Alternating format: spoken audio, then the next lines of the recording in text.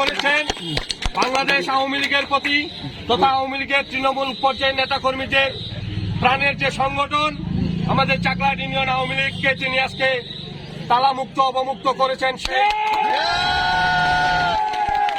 যারা এই দেশটাকে পাকিস্তান বানাতে চেয়েছিল, যারা বাংলাদেশের স্বাধীনতার পক্ষের প্রতিটি দলকে নিশ্চিহ্ন করার চিন্তা ভাবনা করে বাড়িতে অফিসে হামলা করে বন্ধ করে রেখেছিল, সেই অফিস আজকে প্রথমেই তিনি চাকলাহাট ইউনিয়ন আওয়ামী লীগ অফিস অবমুক্ত করলেন।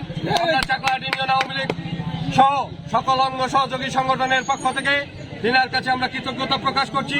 সেই সাথে আগামী দিনে যে কোনো মিছিল, মিটিং, আন্দোলন, সংগ্রাম স্বাধীনতার সপক্ষের সকল উন্নয়নের ক্ষেত্রে আমরা না আওয়ামী লীগ, না বিএনপি, না জাতীয় পার্টি সকলে ঐক্যবদ্ধ হয়ে স্বাধীনতা বিরোধীদের পক্ষে থাকবো এবং ঐক্যমত্যের ভিত্তিতে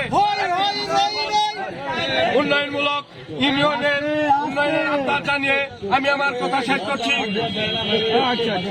ধন্যবাদ।